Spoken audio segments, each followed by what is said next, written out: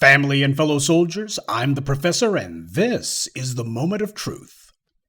Friday the 13th. How appropriate. Beginning today, we're going to start, or rather revive, a segment that I used to do a long time ago about the crimes that the media just doesn't want to tell you about. We'll be calling these Friday segments The Crime Report. May 7th. 2022. Anthony McKinnon tried to get away with murder, but he just didn't have the heart for it. Literally. Tell me, what were you doing last Saturday? Spending time with your family, perhaps? Getting ready to hit the clubs? Maybe working on that home project you've been putting off? Well, last Saturday in Trenton, South Carolina, 60-year-old Anthony McKinnon was working on a little weekend project of his own.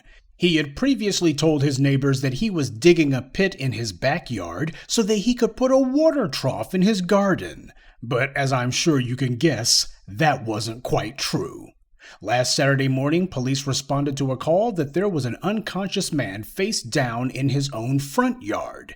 A neighbor had tried to revive him, but he was already dead. While trying to gather information to notify McKinnon's next of kin, one of the sheriff's deputies found a wallet belonging to a woman, Patricia Ruth Dent, age 65. As they searched the couple's home, deputies reported that the smell of Clorox was suffocating. Then they found blood on the floor of the den. It was at this point that they realized that this was a crime scene they were dealing with.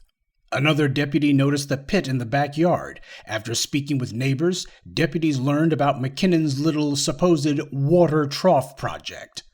One of the neighbors had seen McKinnon the morning that he dropped dead, and the neighbors said that they thought it was odd that McKinnon was trying to cover up the hole as fast as he could because he hadn't put the water trough in it yet. Deputies then suspected the trough was actually a grave. They contacted Patricia Dean's employer, a nearby golf course, and they said she hadn't come to work and that she hadn't returned their text messages either. The deputies got to work digging up the pit in McKinnon's backyard, and you can guess they found garbage bags with Patricia Dean's body inside, bound with duct tape. An autopsy would reveal that Patricia Dent died from strangulation. Although there was no history of domestic violence between McKinnon and Dent, deputies believe the couple had an argument that morning, and it was at that point that Anthony McKinnon murdered Patricia Dent.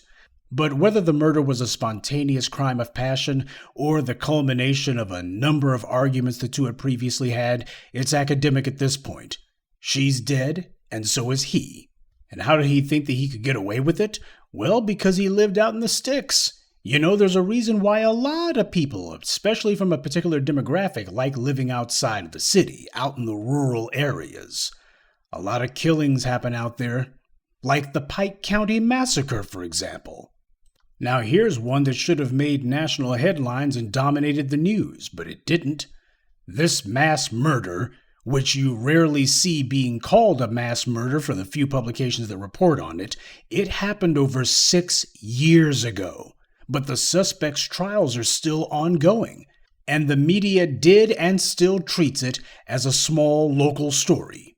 Those of you who have listened to me for any appreciable length of time have probably heard me mention this horrifying incident from time to time ever since the massacre happened in 2016. I kind of feel an obligation to because the lamestream media doesn't.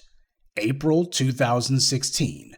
Police in the little rural area of Pike County, Ohio, population 28,000, found 8 people dead in 4 different homes, one of them a 16-year-old boy. They were all killed execution style. There had been other young children, even 2 babies at these locations, but they were left alive. The main things that almost all the victims had in common was that they were members of the Rhoden family.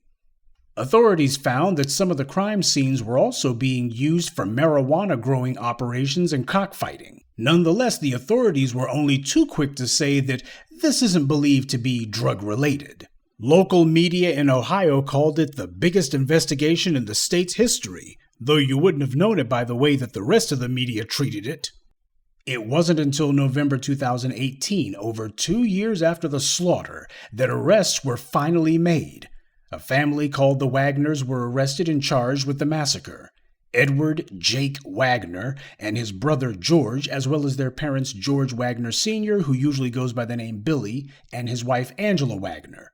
Prosecutors say that Billy Wagner, the family patriarch, was a key figure in the massacre, having gotten Chris Rhoden Sr. to agree to make a drug deal with him, which of course was just a ruse Billy Wagner used so he and his sons could ambush the Rhoden family. It would still be another 3 years before anyone actually went to trial. Jake Wagner pled guilty to all 8 murders, though he only admitted to killing 5 of the victims. He got 8 consecutive life sentences without parole. His mother Angela also took a plea deal in September 2021, pleading to conspiracy to commit aggravated murder among other charges, for which she'll get 30 years, in exchange for testifying against her husband and son, Billy and George Wagner IV. By the way, you notice how she's described as an Ohio mom? Her being a mother has absolutely nothing to do with this abomination, and yet you see her being described as an Ohio mom. They speak about her sympathetically. I guess to them she is sympathetic. Well, the psycho soccer mom, according to the ex-wife of George Wagner IV, threatened the life of George's ex-wife, saying she would go get the gun. And knowing what we know now about Angela Wagner and her entire family, it's safe to say it was no idle threat. Billy and George Wagner's trials are still ongoing, but the chances are pretty good they'll all wind up joining Angela and Jake spending the rest of their days in a cage. Hopefully the family that slays together stays together in prison. However, this case is still worth monitoring regardless, because while it may be assumed that the Wagner family is going to wind up all getting lengthy prison sentences, past history shows there's no guarantee. Because as I've detailed in my other true crime videos, prosecutors and judges go to great lengths to avoid giving murder sentences to some people, while at the same time they go out of their way to put murder jackets on other people. Under the law, if you're part of a group of people and one of them commits a murder, the others in the group are as guilty as the killer. And while it does work out like that when talking about black suspects, it rarely works that way in other instances. The charges routinely get reduced or just thrown out altogether. That's why this segment matters, to counter the anti-black narrative pushed by the white media and a lot of people online. We can spread awareness about the prevalence of crime, all crime, and the vast disparity in sentencing. You want to stop the next Pike County massacre from happening? Then you have to talk about the last one, and not push the line that these are some sort of anomalies. Because it's not just the white media who pretends like this doesn't happen. You won't see any politicians, preachers, or cable commentators talking about these either. There's a conspiracy of silence in place.